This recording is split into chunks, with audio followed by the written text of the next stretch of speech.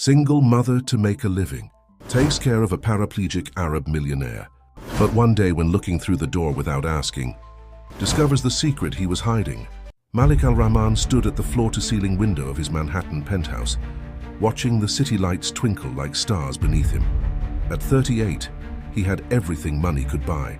A successful real estate empire, luxurious properties across the globe, and a fleet of cars that would make any collector envious. Yet as he pressed his forehead against the cool glass, he felt nothing but emptiness. Mr. Al-Rahman, his assistant, Sarah Chen, cleared her throat behind him. The date you requested is waiting in the restaurant downstairs. Malik closed his eyes and sighed. Another evening, another woman who had thoroughly researched his net worth before agreeing to meet him. Cancel it, he said, turning to face Sarah. She was the only person who had stuck by his side for the past decade, proving her loyalty countless times. Sir? Sarah raised an eyebrow, her tablet poised in her hands. This would be the third cancellation this month. They're all the same, Sarah. Malik walked to his leather armchair, dropping into it with the weariness of a man twice his age. Did you see her Instagram? 3 different designer bags in her last 5 posts. She's already planning how to spend my money. Sarah sat down across from him, setting her tablet aside, a gesture that meant she was switching from assistant to friend. Not everyone is after your wealth, Malik. He laughed bitterly, running a hand through his thick black hair. Really? Remember Sophia last month? She had already contacted a wedding planner before our second date. Or Christina, who conveniently left her banking app open when I borrowed her phone. The silence that followed was heavy with understanding. Sarah had witnessed the parade of gold diggers, social climbers, and opportunists who had tried to claim a piece of the Al-Rahman fortune. She had also seen how each disappointment had slowly chipped away at her boss's faith in genuine connections. There has to be a way, Malik muttered, more to himself than to Sarah. He stood up abruptly and began pacing, his expensive Italian shoes silent against the plush carpet. I wait to know if someone cares about me, not my bank account. Sarah watched him pace, concern etched on her features. She had known Malik since he was a young entrepreneur, barely making his first million. She had watched him build his empire from the ground up, never losing his kind heart despite the cynicism that success had forced upon him. But lately, she had noticed a growing sadness in his eyes, a loneliness that no amount of business success could fill. What if? Malik stopped pacing suddenly, turning to Sarah with an intensity that made her sit up straighter. What if I wasn't the wealthy businessman everyone knows? You want to pretend to be poor? Sarah asked skeptically. That's been done before and it rarely ends well. No, not poor. Malik's mind was racing now, the idea taking shape with each passing second. What if I was unable to access my wealth? What if I had a condition that made people see past the money to the man beneath? Sarah's eyes widened as understanding dawned. Malik, you can't be serious. A medical condition, he continued, excitement building in his voice.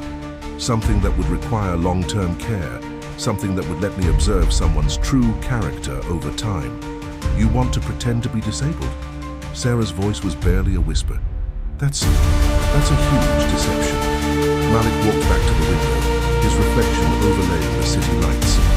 In the glass, he saw himself, successful, wealthy, and utterly alone. I need to know, Sarah. I need to find someone who sees me, not my money.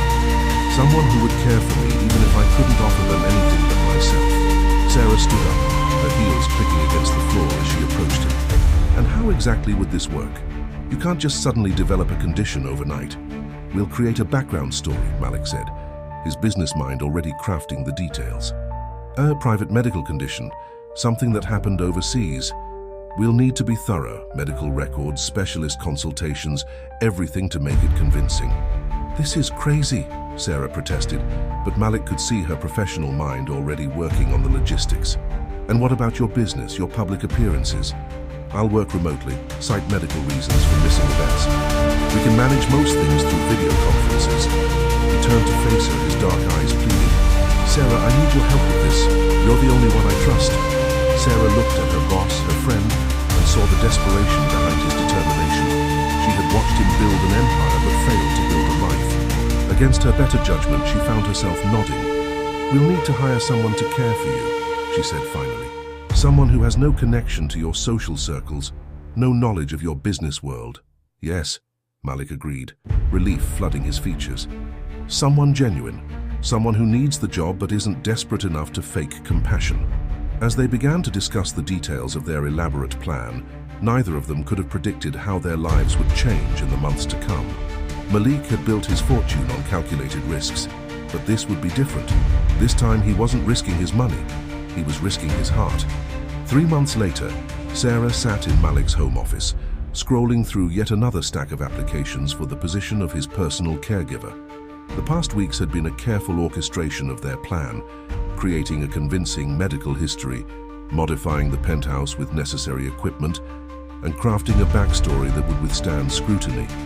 Malik had committed fully to his role, spending weeks practicing the limitations he would need to maintain. They had hired a physical therapist under strict confidentiality to teach him the authentic movements and challenges of his supposed condition. The penthouse had been modified with subtle but necessary changes. Grab bars in the bathrooms, wider doorways, and specialized furniture that arrived under the cover of night. No, and definitely no, Sarah muttered, dismissing 3 more applications. One candidate had a suspicious connection to a tabloid. Another had recently been fired for inappropriate social media posts about a former employer. And the third had barely concealed enthusiasm about working for a wealthy bachelor. That bad? Malik asked from his position in the specially designed wheelchair they had acquired. He had insisted on conducting all interviews from it, determined to perfect his role. Worse, Sarah replied, rubbing her temples.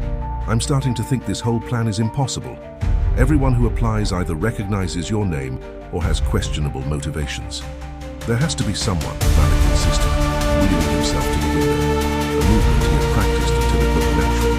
Someone genuine, someone who... A knock at the door interrupted him. Linda, one of the household staff, entered with a cup of tea for Sarah. I couldn't help overhearing, she said hesitantly. I might know someone. Both Sarah and Malik turned to her with interest.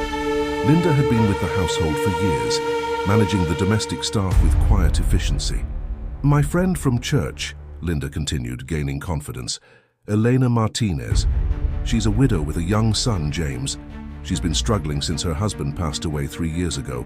She used to be a nurse before she took time off to raise James, but now she's looking to return to work. Sarah leaned forward, her interest piqued. Tell me more about her. She's the most genuine person I know, Linda said earnestly. She volunteers at the children's hospital, even though she can barely make ends meet.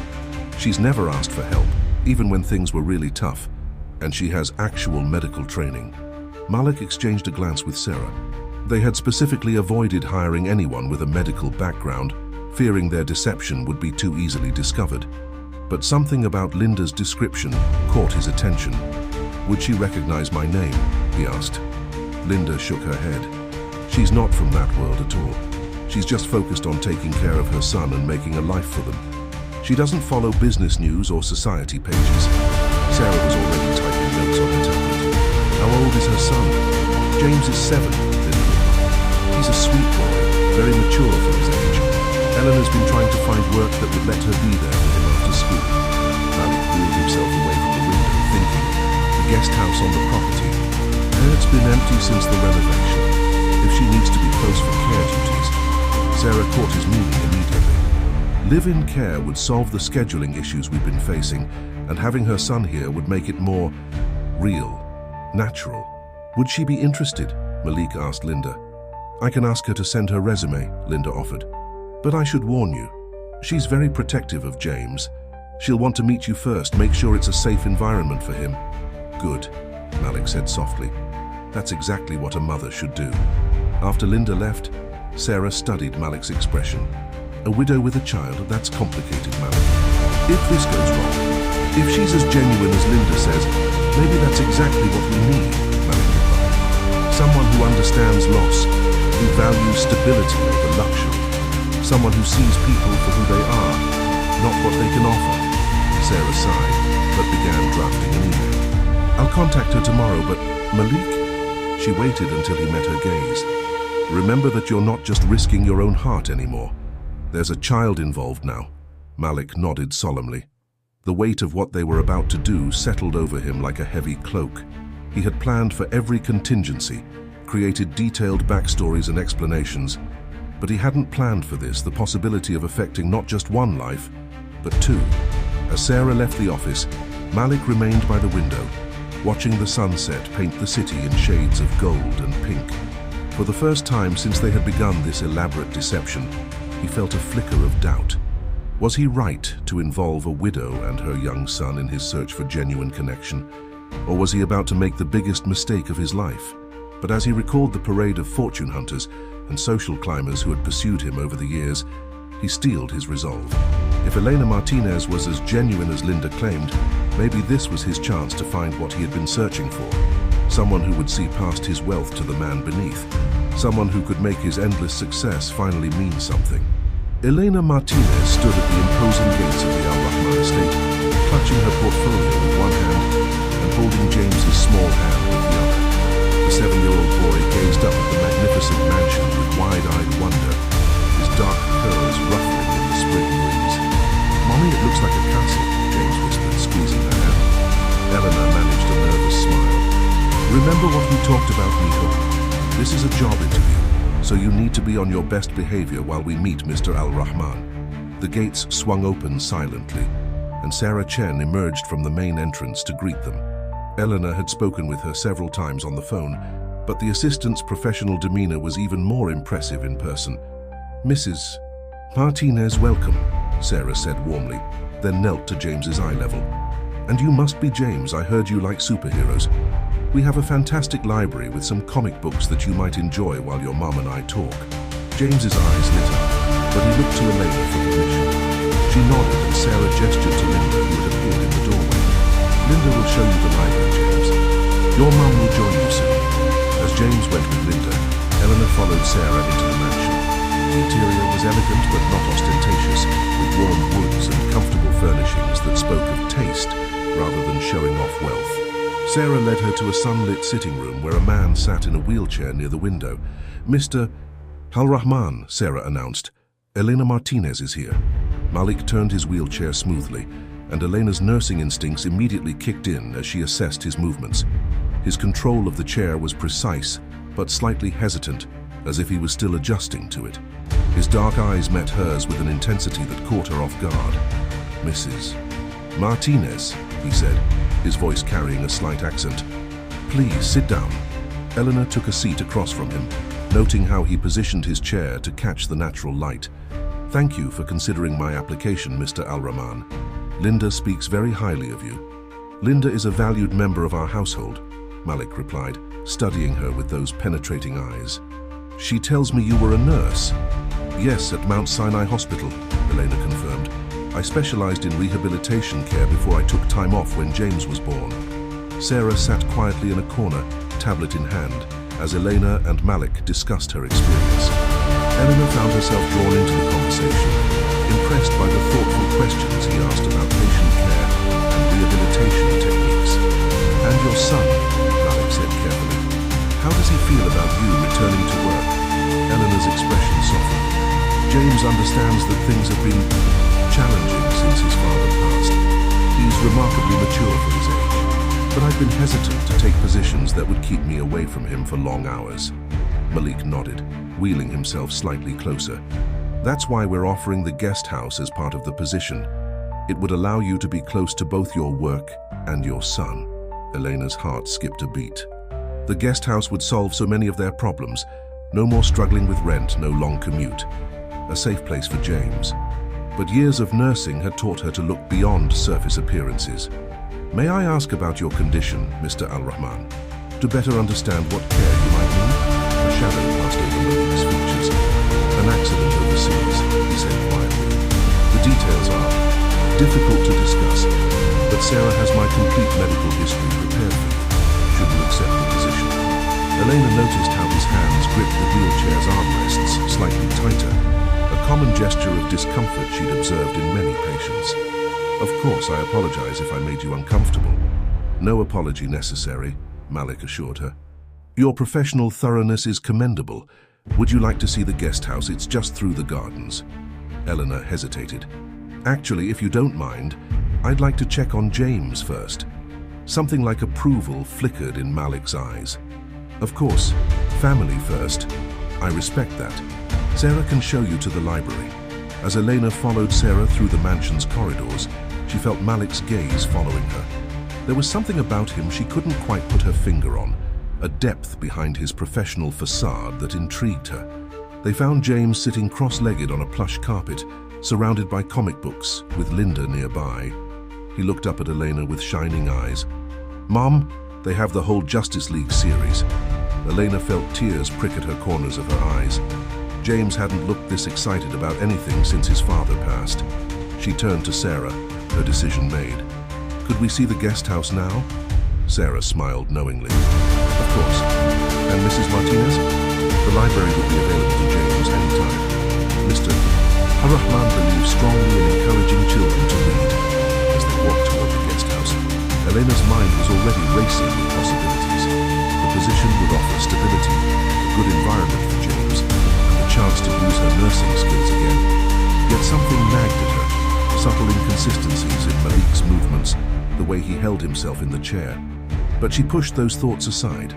After years of struggling alone, maybe this was finally their chance for a fresh start. She just hoped she wasn't letting her desperate need for stability cloud her professional judgment. What she couldn't know was that back in the main house, Malik was watching her through the window, his heart racing with equal parts hope and guilt. In Elena's genuine concern for her son and professional dedication, he saw exactly what he had been looking for. But as he observed her walking through his gardens, her head held high despite her obvious nervousness, he wondered if he was about to make the biggest mistake of his life by bringing this proud, honest woman into his web of deception. The guest house exceeded Elena's wildest expectations. Spacious but cozy, it featured 2 bedrooms, a modern kitchen, and a small garden of its own. As Sarah showed them around, James ran from room to room, his excitement infectious. "This would be your space," Sarah explained, "completely separate from the main house. We understand the importance of maintaining a work-life balance, especially with James." Eleanor ran her hand along the smooth granite countertop, trying to maintain her professional composure despite her growing excitement. The kitchen window overlooked a small playground that Sarah had casually mentioned was recently installed. "The security system is top of the line," Sarah continued, "and the grounds are monitored 24/7. James would be completely safe playing outside." "Mom, look," James called from what would be his bedroom. "There's a desk for homework and everything." Elena followed his voice, finding him standing in a room painted in cheerful blues and greens. The desk Sarah mentioned sat under a large window, and built-in shelves lined one wall. It was as if someone had plucked her dreams for James's perfect room straight from her mind. "We can customize the room to James's preferences, of course," Sarah added, watching their reactions carefully. After the tour, they returned to the main house where Malik waited in his study. Elena had spent the walk back wrestling with questions about salary and responsibilities, but before she could ask, Malik spoke. "James," he said warmly, "what did you think of the guest house?" Elena watched in surprise as her normally shy son approached Malik's wheelchair without hesitation. "It's amazing. Did you really put in that playground?" "I believe every home should be child-friendly," Malik replied, his eyes twinkling. "Perhaps you could help me choose some new equipment for it." James's face lit up, but he looked to Elena first. She felt a surge of pride at his instinctive check with her. They were a team, had been since losing his father. "Mrs. Martinez," Malik continued, "I know you must have questions about the position." Elena straightened her spine. "Yes, the accommodations are generous, but I need to understand exactly what my duties will entail and what compensation you're offering." Malik's lips curved in approval at her directness. Sarah handed her a folder containing a detailed contract. As Eleanor read through it, her eyes widened. The salary was more than generous, including full benefits for both her and James, and educational allowances for his schooling. "This is considerable," she said carefully. "I believe in compensating people fairly for their skills," Malik replied. "The position would require your availability during the day and occasional evenings, but Sarah has arranged the schedule to ensure you can drop off and pick up James from school." Eleanor studied the contract's details about her duties: assistance with physical therapy exercises, medication management, accompanying him to medical appointments, and general personal care. Everything seemed standard for a private nursing position, yet something about it felt too perfect. "May I ask why me?" she finally said. "Surely there are more experienced private nurses available." Malik wheeled himself closer, his expression serious. "I've had several caretakers since my accident. Most were technically proficient, but..." He paused, seeming to choose his words carefully. "They lacked genuine compassion. Linda speaks highly of your character, and your priorities impress me. You put your son first, even in a job interview. That kind of integrity is rare." Elena felt her cheeks warm at the compliment. "When could you want us to start?" "The guest house is available immediately," Sarah interjected. "We can arrange for your belongings to be moved this weekend." James, who had been quietly looking through a comic book in the corner, perked up. "We can move in that soon?" Elena looked between her son's hopeful face and Malik's expectant one. Everything in her professional training told her to take more time, to research more thoroughly. But everything in her heart, the part that had been struggling to provide James with stability and opportunities, urged her to take this chance. "We'll need to give notice to our landlord," she began, and James's face fell slightly. "But yes, we accept." The joy on James's face made any doubts worth it. Sarah immediately began outlining the moving logistics, but Elena's attention was caught by Malik's expression.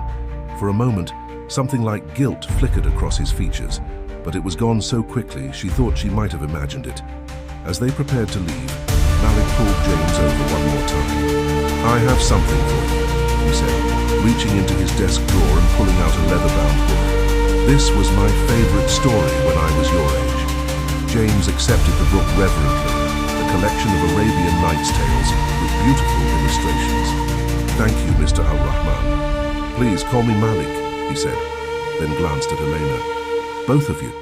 Later that night, as Eleanor tucked James into bed in their small apartment for one of the last times, he clutched his new book to his chest. "Mom, are we really going to live in that beautiful house?" "Yes, mijo," she answered, smoothing his curls back from his forehead. "But remember, it's not just about the house. I'll be working hard taking care of Mr. Al-Rahman. It's a big responsibility." "I like him," James said sleepily. "He seems lonely though, like we were after Dad went to heaven." Elena kissed his forehead, her heart squeezing at his perceptiveness. As she got ready for bed herself, she couldn't shake the feeling that she was missing something important about Malik Al-Rahman. But as she looked around their cramped apartment, at the bills piled on the counter, and James's outgrown clothes they couldn't afford to replace, she knew she had to take this chance. What she didn't know was that across town, Malik lay awake in his bed, not in his wheelchair, staring at the ceiling and wondering if he was being cruel or kind by bringing this small, broken family into his life. The warmth in Elena's eyes when she looked at her son, the careful way she evaluated everything before accepting, she was exactly what he had been looking for, and that made his deception feel even worse. The first week in the Al-Rahman household passed in a whirlwind of activity. Eleanor quickly established a routine, arriving at the main house each morning after dropping James at school. She found Malik to be an unusual patient, determined, intelligent, and surprisingly attentive to detail. "You take your coffee with 1 sugar and a splash of almond milk," he observed one morning, as Eleanor set up his physical therapy equipment. "And you always check your phone at 10:15 when James has his classroom break." Elena looked up, startled. "You notice things like that?" "I notice everything about the people who matter," he replied softly, then quickly added, "to this household." Their morning sessions fell into a comfortable rhythm. Eleanor would guide him through exercises, their conversations flowing naturally from topic to topic. She discovered his passion for architecture, his deep knowledge of literature, and his unexpected talent for telling stories that made her laugh, despite her professional demeanor. "Tell me about your husband," Malik asked one morning, as Elena helped him stretch his shoulders. The question caught her off guard, but something in his gentle tone made her want to answer. "Thomas was a firefighter," she said, her hands steady as she supported Malik's arm. "He loved helping people, loved life itself. James has his smile, bright enough to light up a room." She paused, collecting herself. The hardest part wasn't losing him. It was watching James try to understand why his father wouldn't come home. Malik's hand covered hers where it rested on his shoulder. "You've done an amazing job with him. He's an extraordinary child." Indeed, James had blossomed in their new environment. Eleanor would often find him in the main house's library after school, reading to Malik while she prepared his afternoon medications. The two had developed an unexpected bond, with Malik teaching James about architecture through elaborate structures they built with Legos. "Mom, did you know Malik designed buildings in Dubai?" James exclaimed one afternoon, surrounded by colorful blocks, real ones that touched the clouds. Elena noticed how Malik's expression softened whenever James was around, the careful mask of the businessman falling away to reveal genuine warmth. She found herself watching these interactions, her heart warming at the way Malik never talked down to James, always treating him with respect and genuine interest. But there were moments that puzzled her. Sometimes she'd enter a room and find things slightly out of place. A book moved higher than Malik should have been able to reach. A coffee cup on a shelf that should have been inaccessible from his wheelchair. Once, she could have sworn she heard footsteps upstairs when she knew he was supposed to be resting in his study. "Sarah," Elena asked one afternoon, while Malik was supposedly napping, "how long have you worked for him?" 10 years, Sarah replied, not looking up from her tablet. "Why do you ask?" "He's different from other patients I've had," Elena said carefully. "More independent in some ways, more hesitant in others. It's just unexpected for his condition." Sarah's fingers paused over her tablet. "Every patient is different, Elena. Malik has always been exceptional at adapting to challenges." But Elena's trained eye caught other inconsistencies. The way Malik sometimes forgot to maintain his supposed limitations when engrossed in conversation with James. The subtle shift in his posture when he thought no one was watching. The remarkable strength in his upper body that seemed inconsistent with his reported condition. One evening, as she was leaving for the guest house, she heard music coming from his private study. Peering through the partially open door, she saw Malik in his wheelchair, eyes closed, conducting along to a classical piece with such passionate movements that it made her chest tighten with an emotion she wasn't ready to name. "That's Tchaikovsky's Romeo and Juliet Overture," she said softly from the doorway. Malik's eyes flew open, his hands dropping to his lap. "Elena, I thought you'd gone home."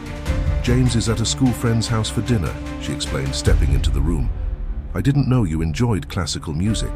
"There's a lot you don't know about me," he said, his voice carrying an undertone she couldn't quite decipher. She moved closer, drawn by the music and something in his expression. "Then tell me." For a moment, Malik looked at her with such intensity that her breath caught. Then he began to speak about his childhood in Dubai, about learning piano from his mother, about the way music had been his escape when the pressure of his family's expectations became too much. Elena sat on the couch near his wheelchair, mesmerized by the passion in his voice. As the overture reached its crescendo, she found herself watching his hands as they moved unconsciously with the music. Strong, capable hands that sometimes seemed to forget they belonged to a man who claimed to be paralyzed. "You should go home," Malik said abruptly, wheeling himself away from her. "It's getting late." Eleanor stood, suddenly aware of how the evening shadows had lengthened around them. "Of course. Good night, Malik." As she walked back to the guest house, the music still echoing in her mind, Eleanor couldn't shake the feeling that she was missing something important. Something about the way Malik looked at her when he thought she wasn't watching. Something about the inconsistencies she kept noticing. But more concerning than these mysteries was the realization that she was starting to care about them, about him, in a way that went far beyond professional interest. And that, she knew from experience, was dangerous territory indeed. Spring bloomed fully in the Al-Rahman Estate's gardens, and with it, Elena's concerns about her growing attachment to her employer. She found herself looking forward to their morning sessions, not just as a caregiver, but as someone who genuinely enjoyed his company. Malik's wit, his gentleness with James, and the moments of vulnerability he showed only to her were becoming dangerously appealing. "So you're doing it again," Malik commented one morning during his exercises. "Doing what?" Elena asked, helping him stretch his arms. "Thinking too hard," he said, his dark eyes studying her face. "I can always tell. You get this little crease between your eyebrows." Elena quickly smoothed her expression, maintaining her professional demeanor. "I'm just focused on the exercises." "No," Malik persisted softly. "You're worried about something. Tell me." Before she could respond, James burst into the room, still in his school uniform. "Malik, can I show you my science project design?" Eleanor watched as Malik's face lit up the way it always did around James. Of course. Is it the solar system model you were telling me about? James pulled out his notebook, climbing onto the couch next to Malik's wheelchair. Eleanor stepped back, observing their interaction. James had started calling Malik his best friend at school, and while it warmed her heart, it also terrified her. They were becoming too comfortable, too attached to this arrangement. Later that afternoon, Sarah found Elena in the kitchen preparing Malik's medications. "He's good with James," Sarah commented, pouring herself a coffee. "Too good," Elena admitted quietly. "James hasn't bonded with anyone like this since his father passed." Sarah stirred her coffee thoughtfully. "Is that such a bad thing?" "It's complicated," Elena sighed. "He's our employer, Sarah. I need to maintain professional boundaries." "Some boundaries are meant to be crossed," Sarah replied cryptically, leaving Elena to ponder her words. That evening, as Elena was organizing Malik's medicine cabinet, she noticed something odd. Some of the prescription bottles, while bearing all the correct labels and information, showed no signs of regular use. Before she could examine them more closely, she heard Malik's wheelchair approaching. "Elena," he called from the doorway. "Sarah said you needed to leave early for James's school event?" "Yes, it's his science project presentation," she said, quickly closing the cabinet. "I was just making sure everything was set for tonight." Malik wheeled closer, and Elena caught a whiff of his cologne, a subtle, spicy scent that she'd grown to associate with their morning sessions. "You should bring him by afterward. I'd love to hear how it went." "It might be late," she hesitated. "I'll be up," he insisted. "I want to know if our solar system design was a success." "Our solar system?" The casual way he included himself in James's life both touched and troubled her. "Malik," she started, then paused, unsure how to proceed. "Yes?" He was very close now, looking up at her with those intense eyes that seemed to see right through her professional facade. "I need to maintain certain boundaries," she said carefully, "for James's sake and for my own." Malik's expression shifted, a shadow crossing his features. "Of course. I apologize if I've made you uncomfortable." "You haven't," Eleanor assured him quickly, too quickly. "It's just James is getting very attached and you're afraid I'll disappear from his life," Malik finished. "Like his father did."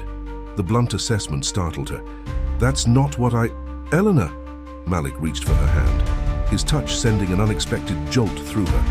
"I would never deliberately hurt James, or you." The sincerity in his voice made her heart race, but there was something else in his expression, a flicker of guilt. Before she could analyze it further, they heard James's voice in the hallway chatting with Linda. Malik released her hand, wheeling himself backward. "Go to his presentation. Be proud of our boy." He caught himself. "Your boy?"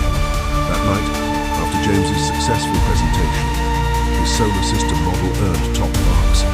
Elena lay awake in the guest house, trying to sort through her conflicting emotions. James was sleeping peacefully, his medal from the science fair hanging proudly by his bed, next to the book of Arabian tales Malik had given him. She thought about the inconsistencies she'd noticed in Malik's condition, the odd details that didn't quite add up.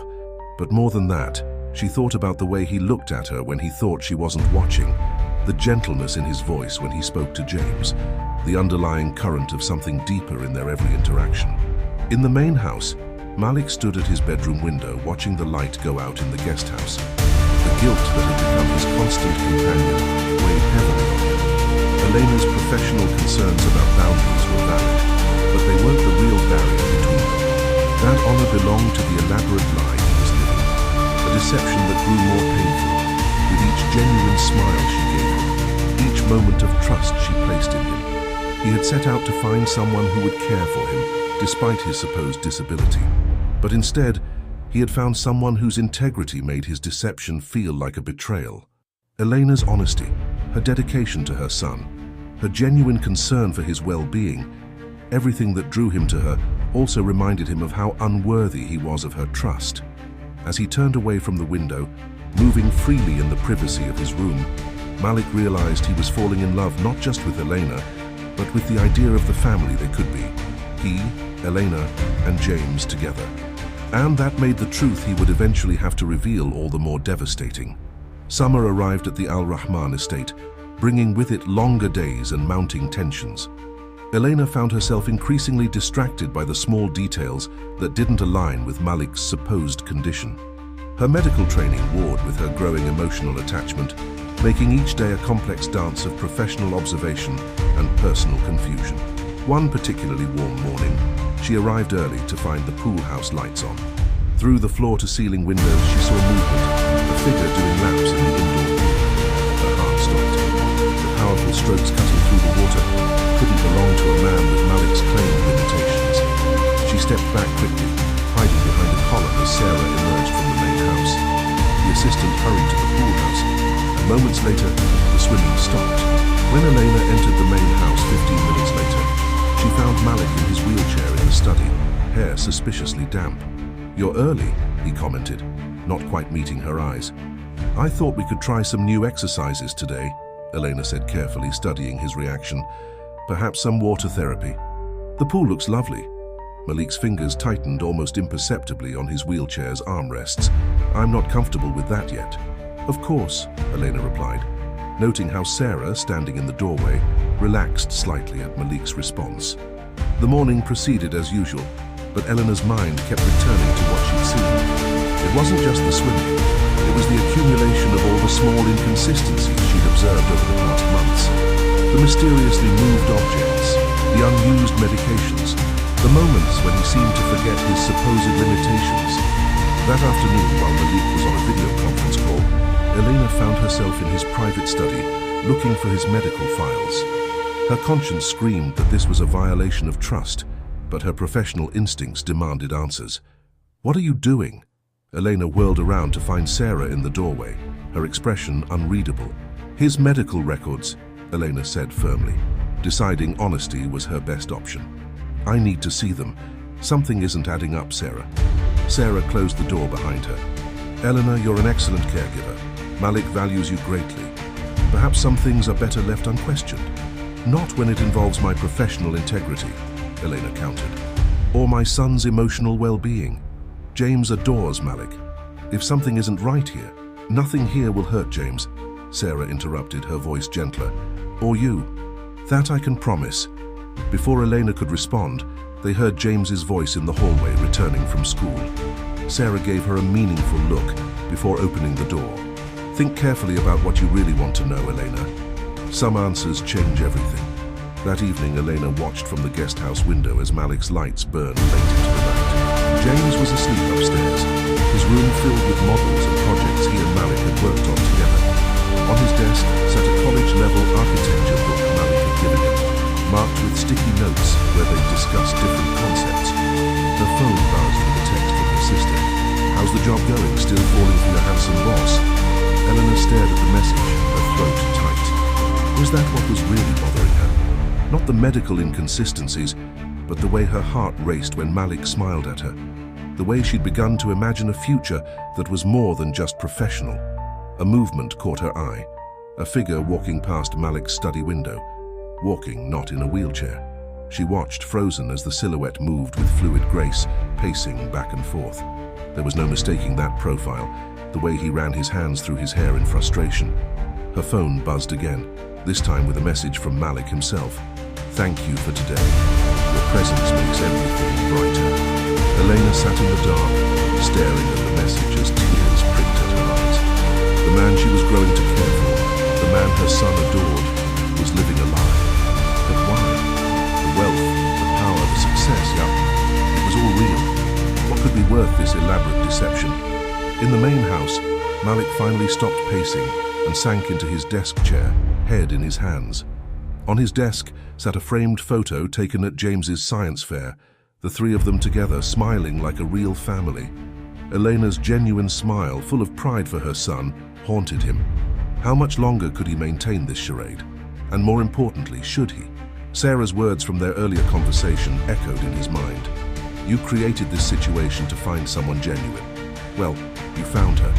But every day you continue this lie, you risk losing exactly what you were looking for." Outside, a summer storm was brewing, lightning illuminating the gardens in brief, bright flashes. Neither Elena nor Malik slept much that night, both acutely aware that they were approaching a breaking point. The truth would come out. The only question was how much damage it would do when it did. And in his room, James slept peacefully, dreaming of the model skyscraper he and Malik were planning to build, unaware that the carefully constructed world around him was about to change forever. The breaking point came on a quiet Sunday afternoon. James was at a friend's birthday party, and Elena had stayed behind to organize Malik's medications for the coming week. The house was unusually silent, with most of the staff having the day off. Elena stood in Malik's private bathroom, staring at the prescription bottles. Months of working in hospitals had taught her to spot inconsistencies in medication usage. These bottles, while perfectly labeled, showed no signs of the wear that daily use would create. No slight residue around the caps, no faded labels from frequent handling. Lost in thought, she didn't hear the footsteps behind her until it was too late. "You weren't supposed to be here today." Elena turned slowly, her heart pounding. Malik stood in the doorway, not sat in his wheelchair. He was tall, his presence filling the space in a way that his seated position had never fully conveyed. The artificial distance his wheelchair had created between them was gone, and Elena found herself taking an instinctive step backward. "How long have you known?" he asked quietly, making no move to hide his ability to stand. "I suspected from the beginning," Elena admitted, her voice surprisingly steady. "Little things that didn't add up, but I saw you swimming yesterday morning, and then walking in your study last night." Malik closed his eyes briefly, pain etching lines around his mouth. "I never meant for this to go so far." "Why?" Eleanor's voice cracked on the word.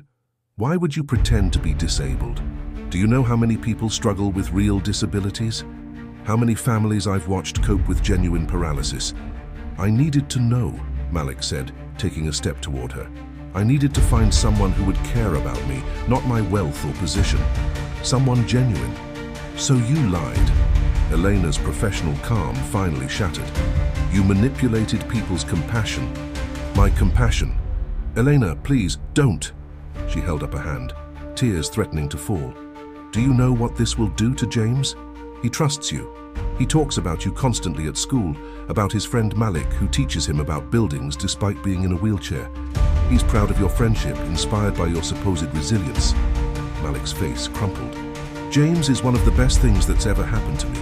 You both are. What started as a way to find genuine connection became so much more. I fell in love with your strength, your integrity, the way you love your son." "Stop." Eleanor's voice was barely a whisper. "You don't get to talk about love when you've built everything on a lie." A crash of thunder made them both jump.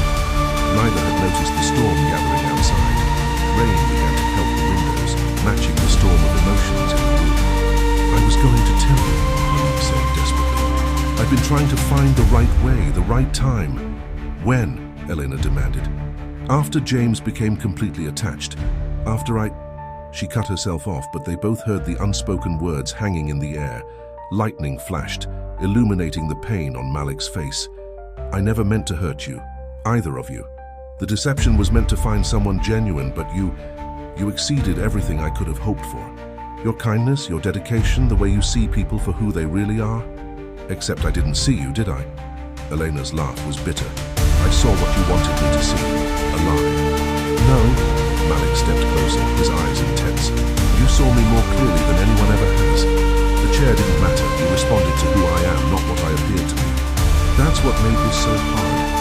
Knowing I was deceiving someone who deserved nothing but truth." Elena wrapped her arms around herself, trying to hold everything together.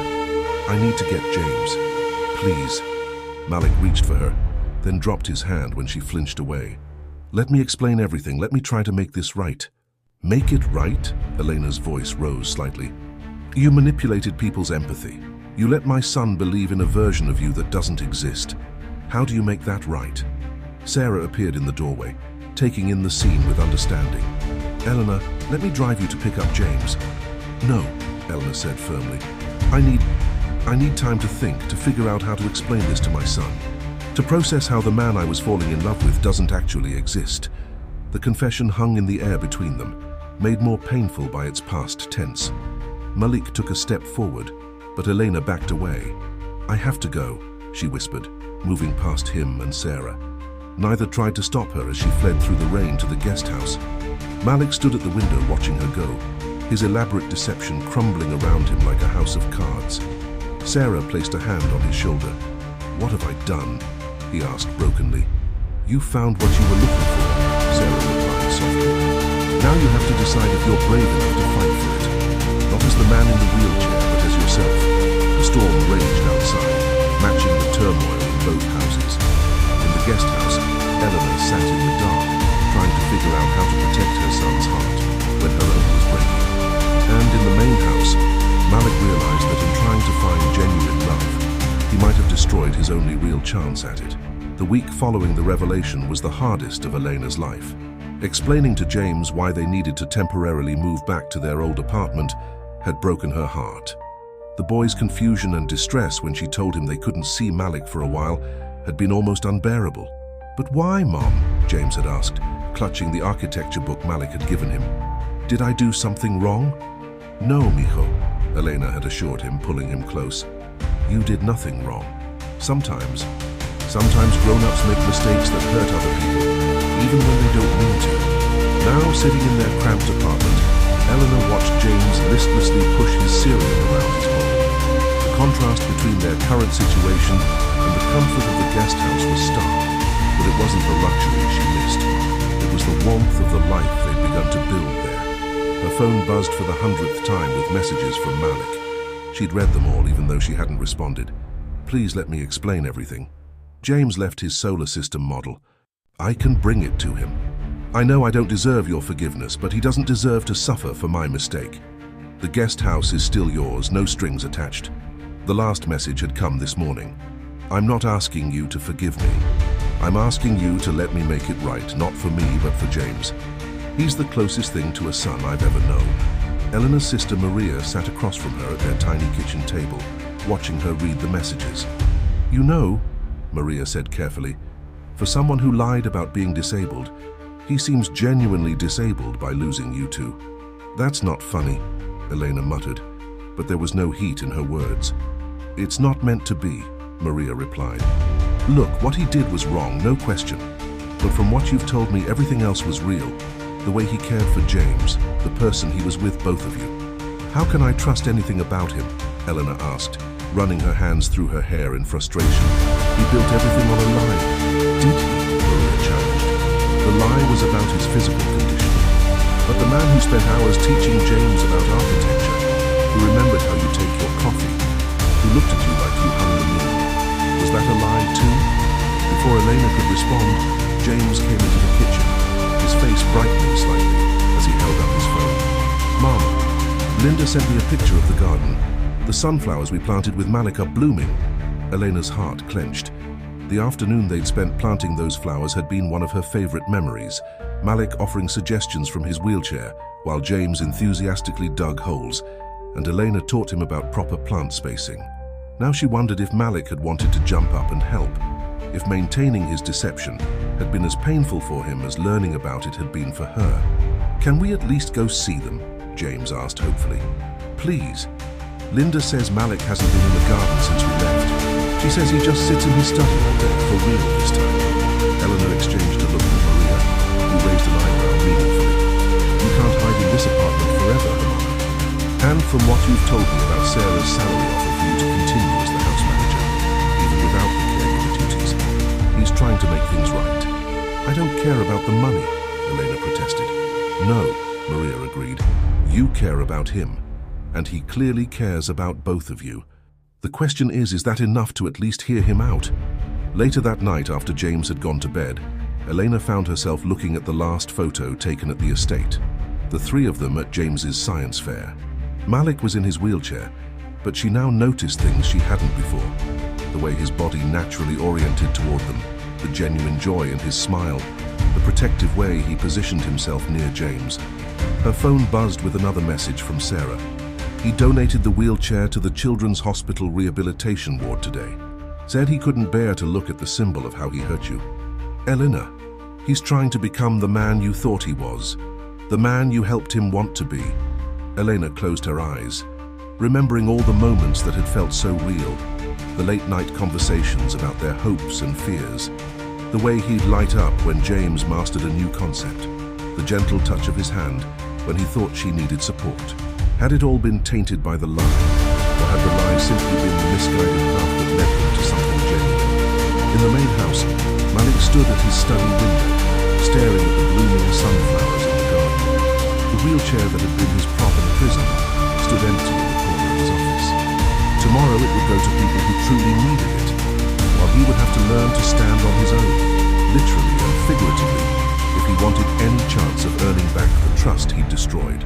On his desk lay the architectural plans he and James had been working on, a design for their dream house, with input from all three of them. Looking at James's careful drawings in the margins, Malik realized that in trying to find someone who would love him for himself, he'd found something even more precious, a chance at the family he'd always wanted.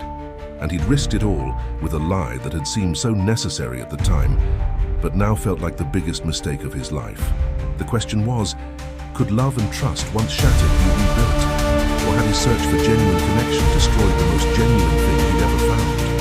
2 weeks after Elena and James left the estate, Malik found himself standing in the Children's Hospital Rehabilitation Ward, surrounded by the genuine courage he had so carelessly imitated. The wheelchair he had donated was being used by a young girl learning to navigate her new reality after an accident, the kind of real struggle he had pretended to face. Mr. Al-Rahman, the hospital administrator approached with a warm smile. The children were wondering if you'd read to them since you're here. We heard you're quite good at telling stories. Malik hesitated, the guilt of his deception still fresh. But as he looked at the hopeful faces of the children in the ward, he realized this could be a small step toward making amends. Not by pretending anymore, but by being genuinely present for those in need. Meanwhile, Elena sat in her old apartment, staring at an email from Sarah. The assistant had attached photos of the changes being made to the estate, the wheelchair ramps being converted to gardens, the medical equipment donated to hospitals, and most surprisingly, a new project breaking ground near the guest house. He's building a children's community center, Sarah's email explained. Free architecture and art classes for kids who can't afford them. He says James inspired him to share his knowledge with children who dream of building things but lack resources. The position of program director is yours if you want it. No pretense, no conditions. Just a chance to help children learn, with or without him in your life. Elena found herself zooming in on one photo. Malik working alongside the construction crew, sleeves rolled up, tie discarded, his perfectly tailored suit gathering dust as he helped lay the foundation for the new building. It was the first time she'd seen him doing physical work. No pretense, no wheelchair. Just the man himself investing his own labor in something meaningful. Her phone rang. Linda, calling with her daily update about the estate. James's architecture books are still laid out in the library, she reported. Malik sits there sometimes just looking at the notes they made together. He's there now, actually. Eleanor, he's different. Not just because he's walking around openly now, he's humbled, real. Eleanor's response was interrupted by James bounding into the room, home from school. Mom, you'll never believe what happened. Remember how I told you I wanted to enter the state architecture competition for kids? Well, someone anonymously donated enough money for every kid in my class to enter, and they're providing materials and mentors for anyone who needs help. Elena didn't need to guess who the anonymous donor was. The gesture was pure Malik, not a grand public display, but a thoughtful action that would help not just James, but all his classmates have the same opportunity. And Mom, James added more quietly, clutching his sketchbook. I know you're still mad at Malik for lying, but remember when I broke your favorite vase and lied about it? You said people sometimes lie because they're scared, not because they're bad. You gave me a chance to make it right. Maybe Malik deserves a chance too. That evening, Elena found herself driving toward the estate, James bouncing excitedly in the passenger seat. She had told him they were just going to see the sunflowers, but in her heart, she knew this visit would determine much more than the state of their garden. They found Malik in the garden, dirty and disheveled, personally tending to the sunflowers they had planted together. He froze when he saw them, clearly not expecting company, and for the first time, Elena saw him completely unguarded. No wheelchair, no pretense, just a man who had risked everything for love and was now facing the consequences of his choices. You're getting better at gardening, she said softly, noting how the flowers had thrived under his care. I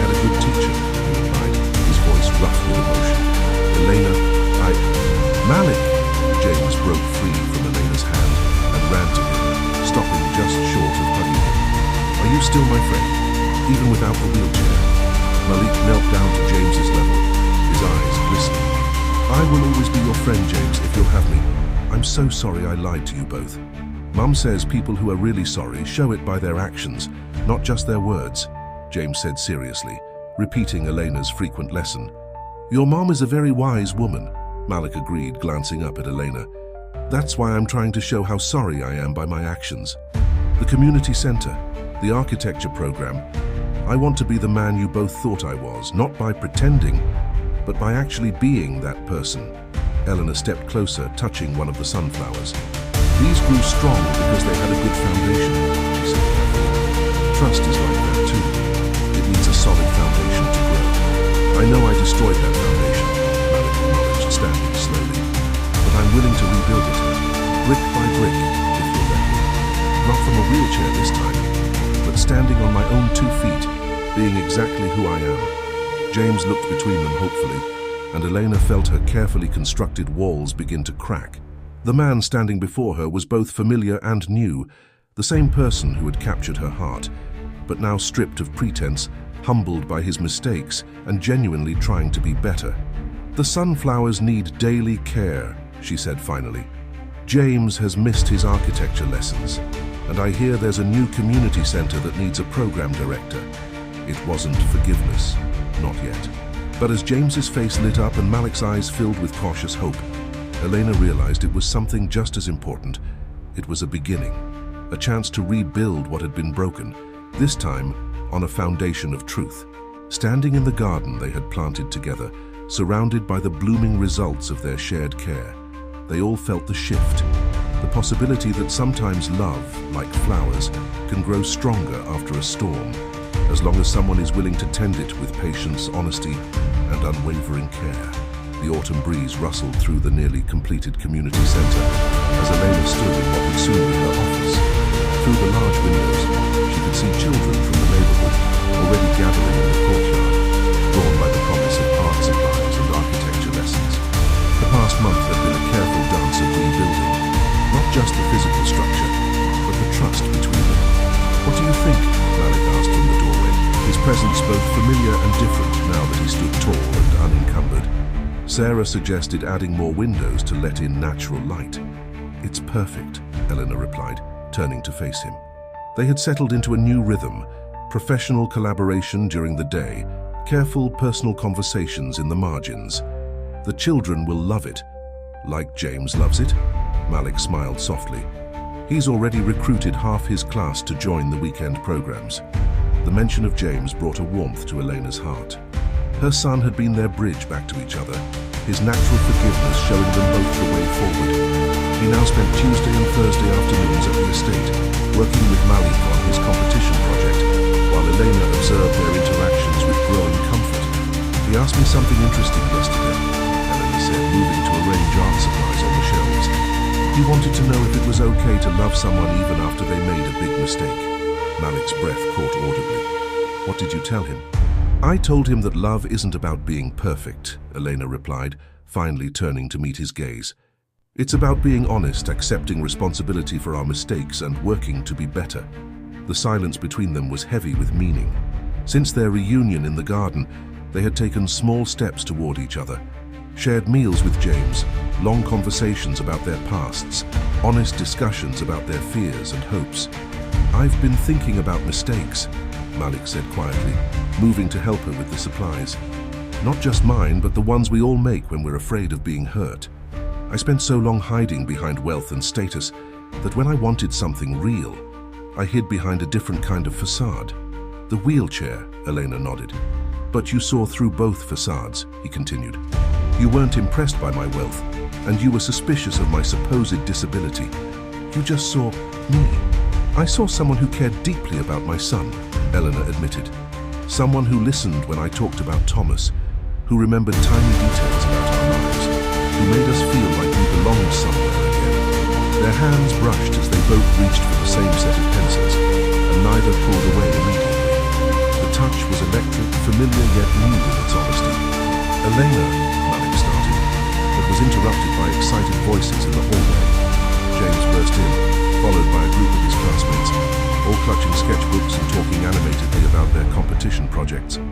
He stopped short when he saw them standing so close together, a knowing smile spreading across his face. "Mom, Malik, look what we designed." He spread his sketchbook on the desk, revealing an elaborate drawing of what appeared to be a family home. "It's got a library like the one in the main house, and a garden for our sunflowers and rooms for everyone." "Everyone?" Elena asked, noting the labels on the rooms.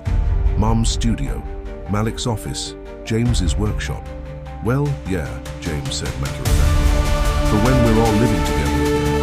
After you're done being careful with your hearts, like Aunt Maria says." The other children giggled, but Elena and Malik could only stare at the drawing, at the future their son had so confidently sketched out, where past mistakes were forgiven and love had won over fear. Later that evening, as they walked through the garden that had become their sanctuary, Malik stopped by the sunflowers. "He still believes in happy endings," he said softly. "He believes in forgiveness," Elena corrected, "and in people's ability to change." "And you?" Malik asked, turning to face her. "What do you believe in?" Elena looked at the man before her, not the wealthy businessman in expensive suits, not the false invalid in a wheelchair, but the real Malik who had emerged from both disguises. The man who had learned to be vulnerable, to admit his mistakes, to work with his hands in the garden and sit on the floor building Lego structures with her son. "I believe," she said carefully, "that sometimes the longest journey isn't the one that brings you to a place, but the one that brings you to yourself." Malik reached for her hand, and this time she let him take it. They stood together in the garden where their story had begun to heal, watching the sunset paint the sky in colors as vibrant as their hopes for tomorrow. In the main house, James sat at his desk, adding more details to his drawing of their future home, his heart full of the simple wisdom that had eluded the adults for so long. That love, in its purest form, was about accepting people exactly as they were, mistakes and all. On the evening of the state architecture competition, the Al Rahman estate buzzed with excitement. The community center was hosting the award ceremony, filled with proud parents, nervous children, and the dreams they had built together. James stood by his model, an innovative design for sustainable family homes, explaining his concept to the judges with confidence that made Elena's heart swell. "He's a natural," Malik whispered, standing close enough that Elena could feel the warmth of him. "Just like his mother, he sees the potential in everything." Elena watched as James gestured enthusiastically, pointing out the environmental features he'd incorporated into his design. "He sees the best in people too," she replied softly. "Like when he told me last week that he was glad you didn't really need the wheelchair, because now you could help him build real buildings instead of just Lego ones." Malik's laugh was tender. "Out of all my achievements, those Lego buildings with him are the ones I'm most proud of." The past 3 months had transformed them all. The community center had become a hub of creativity and learning, with Elena's program reaching children from all backgrounds. Malik had shed not just his wheelchair, but the protective walls he'd built around his heart, becoming known in the community as much for his hands-on involvement with the children's projects as for his business success. And Elena had learned that sometimes the greatest act of courage was giving love a second chance. The award ceremony began, and they held their breath as James's category was announced. When his name was called for first place, his eyes sought them out immediately, his face glowing with joy. They were sitting together, Elena and Malik, no pretense between them, just genuine pride in the boy who had helped heal their hearts. Later that night, after the celebrations had wound down and James had finally gone to bed, his trophy proudly displayed next to his father's firefighter badge, Elena and Malik stood in their garden. The sunflowers had gone to seed, making way for autumn blooms, but their legacy remained, a symbol of how love could grow from even the most challenging circumstances. "Do you ever regret it?" Elena asked suddenly. "Not the lie," she clarified, "but choosing this life over the simpler one you could have had."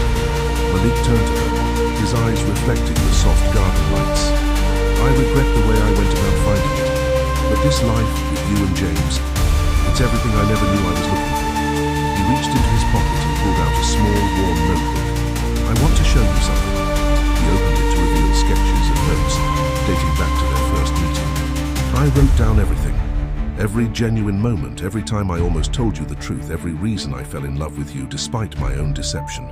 Elena took the notebook with trembling hands, reading his private thoughts from those complicated early days. The last entry was from the day she discovered his truth, written in shaky handwriting. I lost everything today, but worse than losing her is knowing I deserved to lose her. If I ever get a second chance, I'll spend every day proving that the love was real, even if the disability wasn't. You've more than proved it, Elena said softly, closing the notebook. Through every art class you've taught, every child you've mentored, every moment you've spent being genuinely yourself. Malik took her hands in his, and Elena marveled at how familiar his touch had become again. I have something to ask you, he said seriously. Not from a wheelchair, not from behind any facade. Just me asking the woman I love and the boy who's become my son to make official what James has already designed so carefully in his drawings. Eleanor's heart raced as Malik reached into his pocket again, this time pulling out not a ring but a set of keys. The house he designed, Malik explained. I built it. Just as he drew it, with the library and the garden and the rooms for all of us. It's at the edge of the estate, overlooking the community center. Our own place, built on truth this time. Tears filled Eleanor's eyes as she remembered James's detailed drawings, the home he had designed for their healed family. Are you asking what I think you're asking?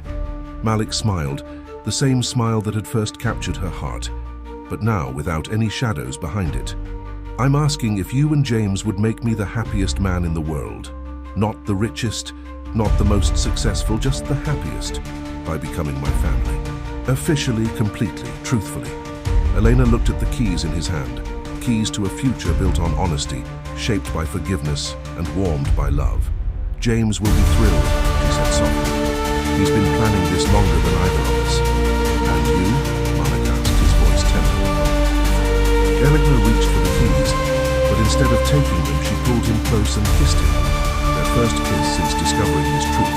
Their first kiss without any barriers between them. Yes, she whispered against his lips. To all of it. Later that night, as they walked hand in hand through the garden one last time, Elena realized that sometimes the greatest love stories weren't about perfect people finding each other, but about flawed people choosing to be better for each other. Their story hadn't been conventional. It had been built on a lie, rebuilt through truth, and strengthened by forgiveness. In the end, Malik had found what he was looking for. Not someone who would love him despite his wheelchair, but someone who would love him despite his mistakes. And Elena had found what she never knew she needed. Not just a partner for herself, but a father for James. And a love that was strong enough to survive being broken and brave enough to try again. Above them, the stars twinkled like promises. And in the distance, their new home waited. A symbol not of wealth or status, but of the family they had become. A family built not on pretense or perfection, but on the most powerful foundation of all. Love that had been tested, broken, and made stronger in the healing.